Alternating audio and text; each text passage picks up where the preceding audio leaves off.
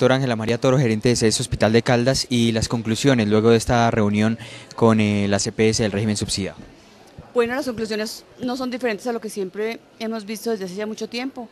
Realmente la red de prestadores es una red que está en este momento con grandes dificultades y eso hace que la atención del régimen subsidiado especialmente, no de todos, hay excepciones, se vuelve muy compleja. Esa es la situación. ¿Cuáles son las propuestas que están sobre la mesa para tratar de subsanar en algo esta situación que vive la salud en el departamento de Caldas?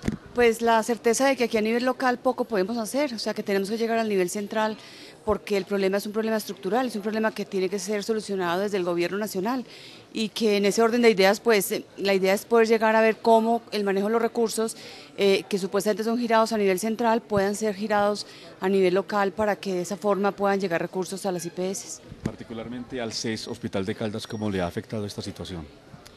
A ver, nosotros de alguna forma tenemos la ventaja que la mayor parte de la facturación está concentrada en el régimen contributivo. Eso ha hecho que nosotros no tengamos, digamos, un colapso superior, pues, o como lo pueden tener otras instituciones.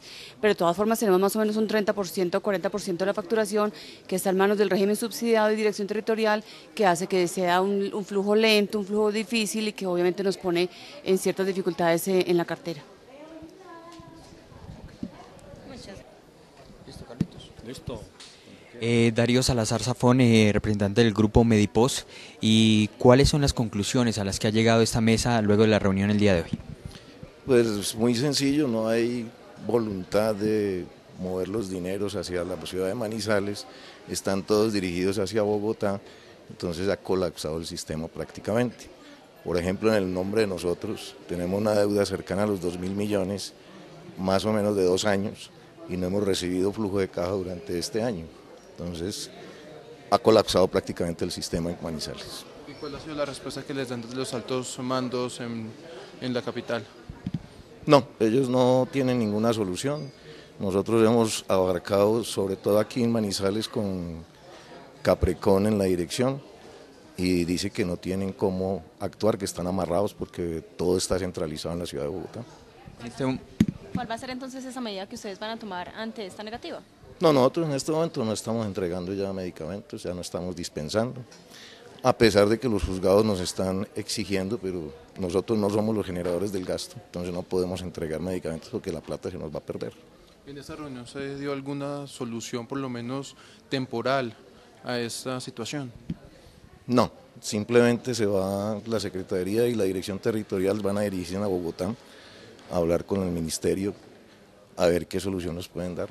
Sobre todo que los recursos lleguen a Manizales, no se vayan para otra parte. Listo. Bueno. Doctor Carlos Humberto Orozco, secretario de Salud, ¿y cuáles son las propuestas que hay sobre la mesa una vez terminada esta reunión? Bueno, la primera es que hay una posición unánime, estamos hablando de las EPS, de las IPS y de los entes de control. Tuvimos el acompañamiento en la mañana de hoy de la Contraloría y tenemos la representación de la Defensoría del Pueblo.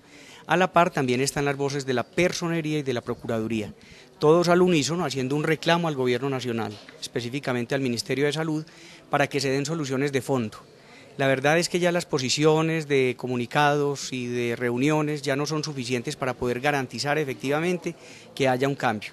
En lo que atañe específicamente a Caprecon, estamos viendo que está tocando fondo, porque ya es una EPS que en este momento tiene dificultades de contratación, hay limitaciones por la centralización de este modelo para el giro de recursos, para el giro oportuno de todas, para el pago de todas sus deudas.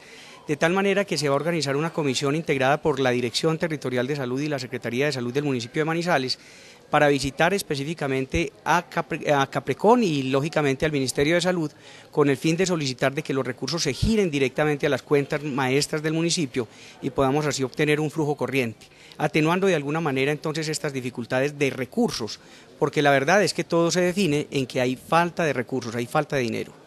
¿Creen ustedes que eso sí se puede lograr, que los dineros lleguen directamente a las cuentas del municipio? Es la gestión que vamos a hacer y hay un antecedente, en alguna oportunidad en una contingencia con Salud Vida, esto se pudo hacer.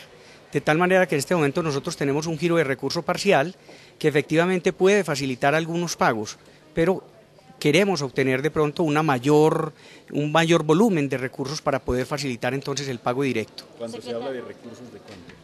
Estamos hablando de 1.000 millones de pesos que están próximos a ingresar a las cuentas de Caprecon.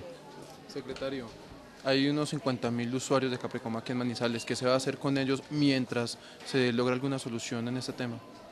Miren, en una contingencia de estas en la que realmente no ha cambiado mayor cosa la situación, porque lo que está diferenciando lo que sucedía con lo que está sucediendo ahora, es que frente a la presión y al acompañamiento de la Secretaría de Salud ha mejorado el proceso de auditorías para poder ubicar pacientes en la red de servicios.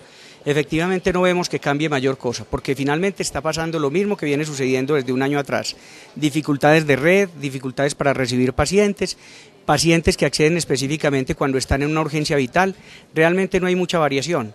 Y todas las EPS pues necesariamente por obligación tendrán que recibir todos los pacientes que lleguen en una urgencia vital. De lo contrario, pues vamos a obtener siempre las mismas respuestas de limitación para el acceso de los pacientes. Y la posición de la Secretaría de Salud es generar un acompañamiento y una vigilancia y control para que esto no termine de pronto en una complicación severa para un caso. Lo de los medicamentos, ¿cómo se está haciendo con ello? En este momento hubo un abono de Caprecom a Bueno, doctor Jorge Hernán Yepes, director de la Territorial de Salud, ¿y cuáles son las propuestas que se tienen sobre la mesa o qué solución hay para la salud de Caldas en ese momento? En primer lugar, hay una frase que recoge lo que está pasando en el sector salud y fue el resultado del Congreso en Bogotá de la Asociación Colombiana de Hospitales y Clínicas, y es que el sector salud en Colombia es un sector fallido. ¿Eso qué quiere decir? Que todos estos años de discusiones se perdieron porque estamos más en el campo de los discursos y uno a veces casi que cree que de las promesas y no en el de las acciones. Año a año, pese al esfuerzo que vemos en el gobierno nacional, la cartera se incrementa, la situación financiera se agrava y lo más crítico es a lo que estamos llegando hoy, a que ya ni siquiera se garantiza la atención de los usuarios. Eso ya es un punto de no retorno. Que en una ciudad capital estemos diciendo que a los usuarios de régimen subsidiado solo se les prestan los servicios de urgencias vitales y no los servicios permanentes para mantener el estado de salud o recuperarlo cuando se pierda, eso es una muestra clara de que la crisis tocó fondo. Un fondo en el que buena parte de la responsabilidad por acción o por omisión es del gobierno nacional. El gobierno municipal ya ha hecho todo lo posible, el gobierno departamental también, y aquí lo que está sucediendo es que los aseguradores nos manifiestan que sus costos están un 40% por encima de la UPC, es decir, de lo que les reconocen mensualmente, por ende no tienen cómo pagarle a la red y a la red no recibir los recursos y estarse quebrando para sostener a los aseguradores, pues ya se declaró en la imposibilidad de continuar prestando servicios cuando estos no se cancelan. ¿Por qué decimos que por omisión? Porque la función de hacer vigilancia y control y de garantizar los estados financieros y el flujo de recursos de los aseguradores es de la Superintendencia Nacional de Salud. Y nos hemos cansado ya de escuchar grandes avisos de prensa y grandes convocatorias para hablar de escándalos pero sin soluciones. Inclusive hay quienes manifiestan que las entidades intervenidas por la Super están peor que en el momento en que fueron intervenidas. ¿Y por qué por acción? Porque el ministerio tiene la obligación constitucional de hacer toda la regulación en el sistema. El gobierno conoce muy bien la problemática desde hace mucho tiempo. En el anterior gobierno muchos meses y muchas salas de discusión se limitaron a tratar de desvirtuar lo que se veía palpable en el país para el gobierno quedar bien, y en el actual gobierno se hicieron unas promesas y ya llevamos prácticamente 2 años y en los 2 años las cosas siguen igual o peor. Eso quiere decir que si no se hace un alto en el camino y se revisa el tema y se toman soluciones inmediatamente, el sistema va a colapsar definitivamente en todo el país, se van a seguir presentando muertes, porque creemos que en este momento puede haber en el país, lástima que esa estadística nadie nos la entregue, más muertes por fallas en la atención en los servicios de salud, o más grave aún, por inatención, que por la misma violencia que durante tanto tiempo ha acompañado al país. Y pareciera que el gobierno no ha tomado las medidas suficientes porque no se ha enterado bien del tema o le ha faltado el valor civil para tomar decisiones sancionatorias definitivas en las que si vemos que el sistema no está funcionando, pues se hagan los cambios necesarios, pero no da más espera la situación crítica. Hoy a partir de las 12 de la noche en Manizales Caprecon entra en paro definitivo y entonces nosotros nos quejamos porque están en paro. Sin embargo hay que recordar que sus propios funcionarios lo han manifestado, que lo están haciendo porque ellos creen que el manejo que tiene esa entidad a nivel nacional no es adecuado y que los usuarios no se están atendiendo bien. Los mismos funcionarios son los que están haciendo el llamado de atención al gobierno nacional para que responda por los servicios a los usuarios. Director, ¿se puede decir que Manizales en una actitud responsable está sentando esta voz precisamente ante el gobierno nacional, porque la situación la están viviendo también los otros municipios, pero no se ha dicho nada?